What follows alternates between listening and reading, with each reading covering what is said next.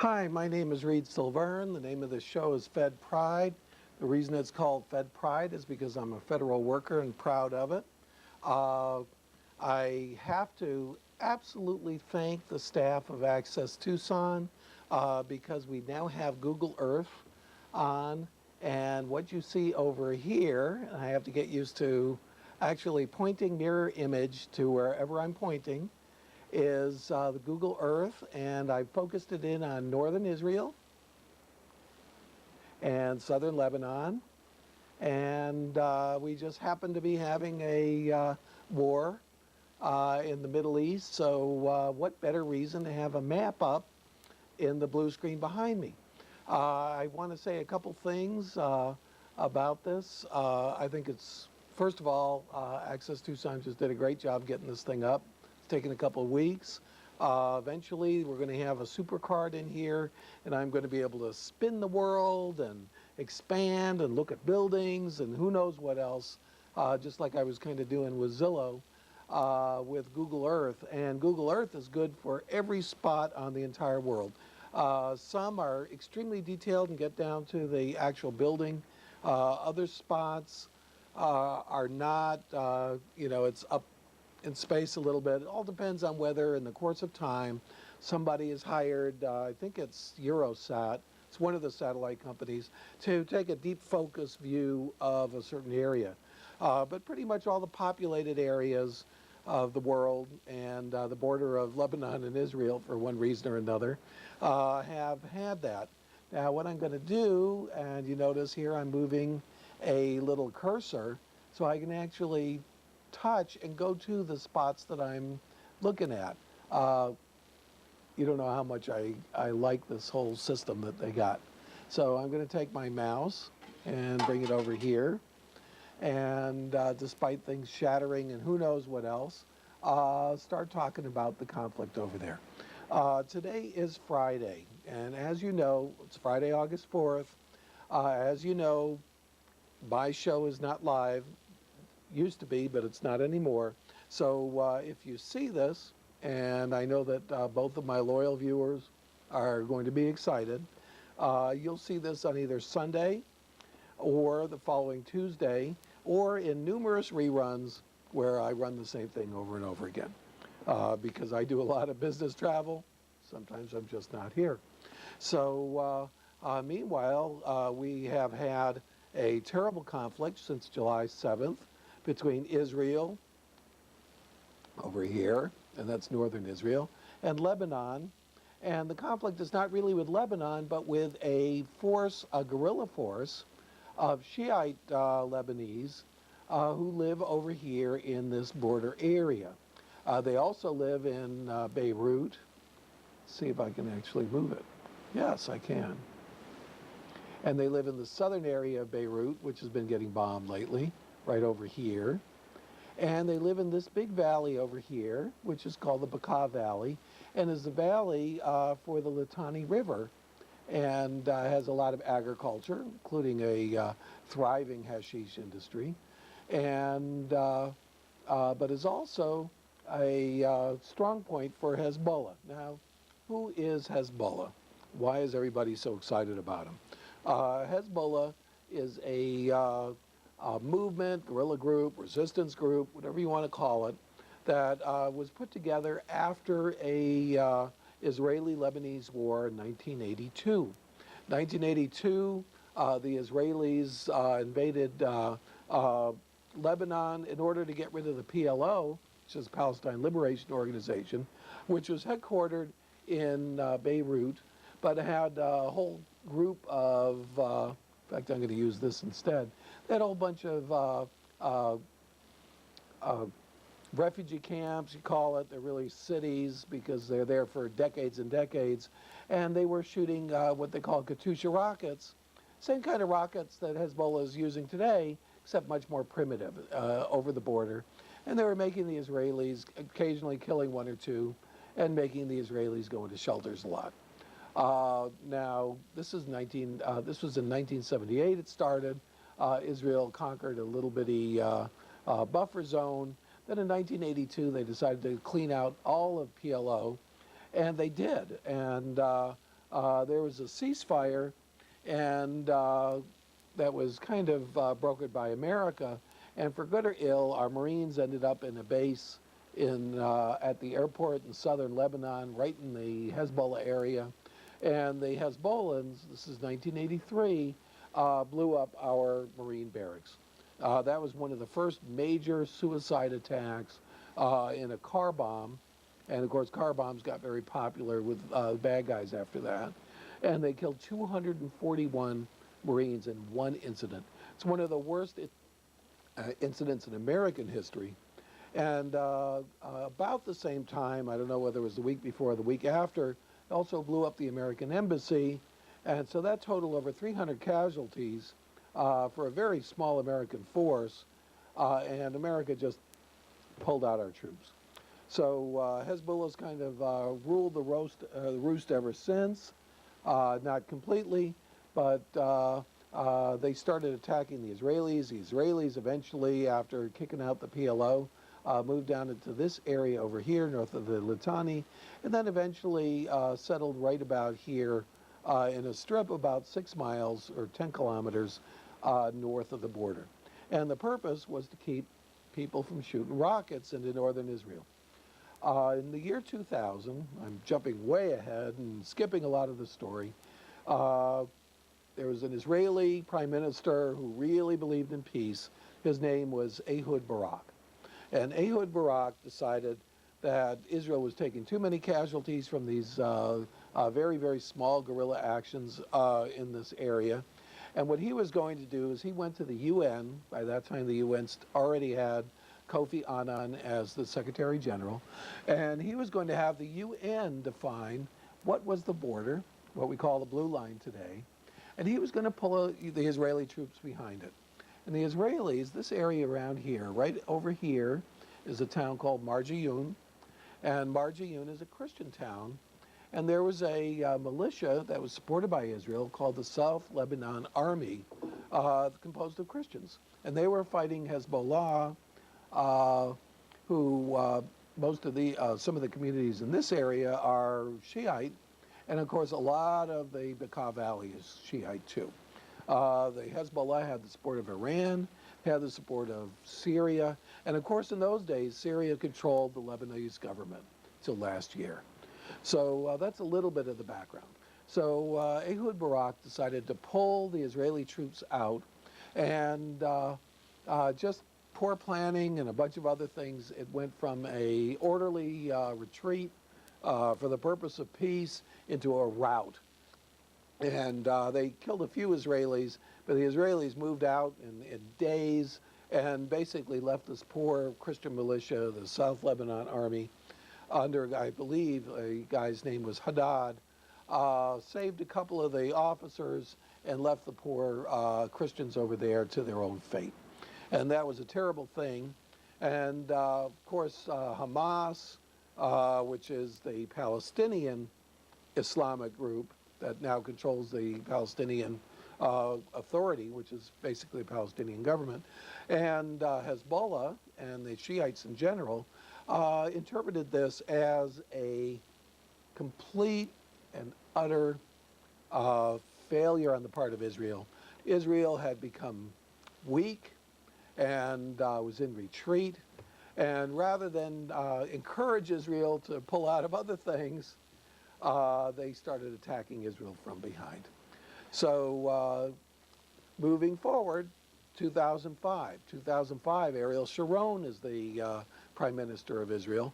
Very, very tough guy. In fact, the guy who was the defense minister during that 1982 war, and also one of the great generals of Israeli history. He's kind of the guy who saved Israel's bacon in the 1973 Yom Kippur War, when they were surprised during a Jewish holiday, and the Egyptians and the Syrians, in fact, the Syrians came in right through here, that's the Golan Heights, attacked Israel in order to get their honor back.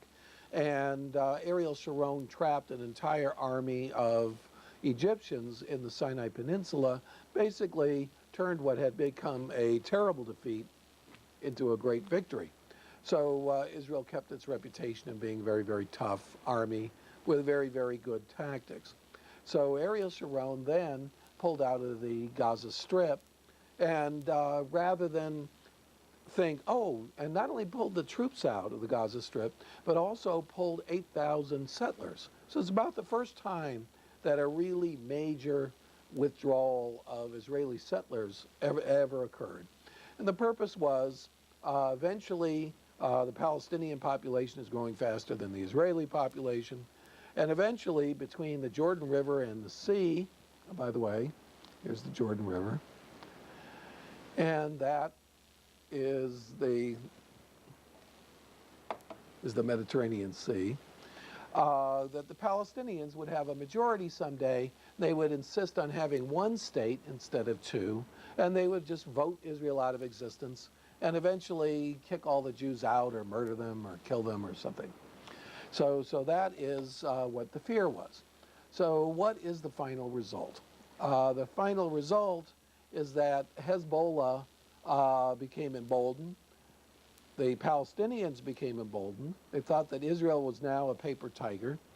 And in June, the Palestinians crossed the border with Israel down in the Gaza Strip. I don't have the smaller map up. And they took an Israeli prisoner. They killed 2 Israelis on the Israeli side of the border, took a prisoner, figuring that, as has happened in the past, Israelis would trade thousands and thousands of Palestinians for one Israeli. Well, they were sorely mistaken. In fact, they had underestimated Israel's patience, because the new prime minister, who took over after, he was actually elected, but he took over after Ariel Sharon went into a coma. Little bit weak, not a very strong coalition. He's head of a brand new party called Kadima, and a party that believed that Israel should, in fact, I think down here is the little piece of the West Bank, even on this picture. It's in red, so a little hard to see. Let's see if I can get rid of the titles. Yeah. So this is the little piece of the West Bank over here. That he wanted to pull out of the West Bank to a fence or wall, depending on what you want to call it, that could define a new border and actually pull all of the Israeli settlers out of that border too. But the Palestinians and most of the Arab world also thought of this as being terrible weakness, that Israel's ready to go down. So they would just stick their thumb right in Israel's eye. And the Hezbollahs, who were kind of feeling like, well, gee, we can play this game too. And Hezbollah had benefited because just in 2005, Ariel Sharon had traded 3 bodies and 1 prisoner, and it wasn't even a military prisoner, a businessman, more like a gangster possibly, for 433 Hezbollah prisoners. And the idea was, well, if we don't have any prisoners, Hezbollah won't have an excuse. At that time, the Lebanese were demonstrating against the Syrians, trying to get the Syrians out of their country. Syrians had come in during that same war, 1976 to 1990, that the Israelis had eventually come into, and were occupying the country and controlling the Lebanese government. So they figured, well, if we gave back all the prisoners, the Lebanese would disarm Hezbollah, and they were sorely mistaken, because that didn't happen at all. Instead, Hezbollah brought in thousands and thousands of missiles, and they're supposed to have, the estimate was 10,000, that's been increased to 13,000, and of those 13,000 missiles, Israel's gone in there and attacked some villages and things like that, and gotten rid of about 2,000, and another 2,000 have been gotten rid of the hard way by shooting them at Israel. And of course, Hezbollah is shooting at the rate about 200 a day, so if you do the math, there's about 9,000 left, so that's another 45 days of shots, and Israel can disarm Hezbollah kind of the cheap way by being a target for them. And of course, Israel has destroyed almost all the roads that go from Syria to Lebanon. They've destroyed the bridges on the Litani River over here, although I think they left one for the people to flee, and destroyed the airport, the seaports, and so on and so forth. This here is Tyre, a very, very famous old city that Alexander the Great besieged and took. In fact, Alexander the Great's most difficult mission in this entire war, taking over the whole known world, was besieging this little port right here, which took him 10 months and a lot of losses. So, but he managed, Tyre was the naval center for the Persian Empire. Of course, that has nothing to do with anything because it's not 323 BC when Alexander the Great lived. It's now 2006. So what's happened since then? Well, what just happened in the last week or so, is right about here. There's a town called Kana, and the Israelis, missiles are being shot by the Hezbollahs left and right, and Israel, for the first couple of weeks, was just responding, for the most part, with only airstrikes. Of course, airstrikes doesn't do any good because for 6 years, the Hezbollahs have been building networks of tunnels and bunkers, hardened bunkers, which are very, very difficult to see, and it's almost impossible to know where they are. So what Israel did in the last week or so, when they finally realized that sooner or later the international community is going to make them stop, and Israel's going to be over here, nobody's going to disarm Hezbollah, and even though the international community is talking about bringing in a international peace force, it's hard to say who it's going to be, who's going to volunteer to go become between Hezbollah and Israel. Obviously, there's going to be more trouble. But right here is a town called Ras Masura, and it was just riddled with bunkers. And of course, the Israelis would go in, and then the Hezbollahs would come out of the bunkers and come out of this network of tunnels behind them and try to ambush them. Then there's another town right here, which is 4 kilometers or 2.5 miles from the Israeli border. And this town's called Bint Jbeil. And Bint Jbeil, there's a tremendous battle. Israel won it the first round, went into the city, but didn't realize, of course, that this network of tunnels were still in the hands of Hezbollah. 200 Hezbollahs came up out of nowhere and started shooting anti-tank weapons at the Israelis. Killed about 8 or 9 Israeli soldiers. And eventually the Israelis got the town, cleaned out the bunkers. And now over here is a very significant town called Taibe. And the battle a few days ago was around Taibe.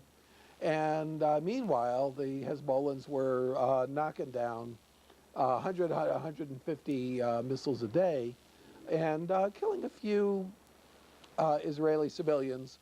Last couple days, they've gotten a little better at killing Israeli civilians, and they killed 8 on Thursday and 4 today so far. So that's 12. However, if you take all the Israeli casualties, about 60 killed, it's equal to 2 suicide bombs during the Intifada. Israel lost about 1,200 people during the Intifada, only lost 60 so far. So the Israelis are able to take a lot more punishment, and they're proving that there are a few missiles being shot at them, in this northern area is not really hurting them so much. And there's a town right here called Hadera, right about there. And today a missile hit Hadera, and all the Hezbollahs are all excited about it. So what happened? Well, some missiles were fired from this town called Kana, which is about there. And the Israelis came back and just hit a building. And of course, all of the civilians in the town had been hidden into a basement in that building, so they were using it as a bomb shelter. And the first report was that 59 people were killed, and almost all babies, and so on and so forth. That's been minimized down to 28.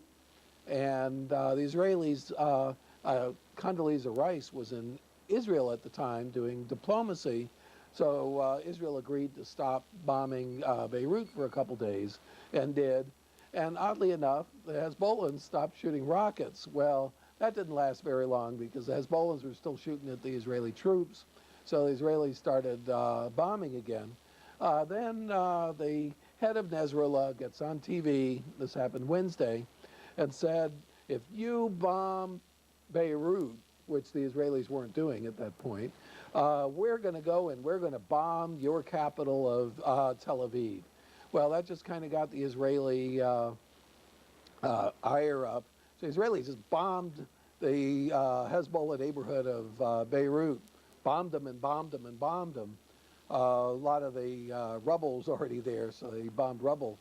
I guess just to kind of stick their thumb back in Hezbollah's eye and show them that, yeah, maybe you can hit Tel Aviv with a missile or two, but that's not going to back us off. So it's all really right now, as of Friday, August 4th, it's really up to the Security Council.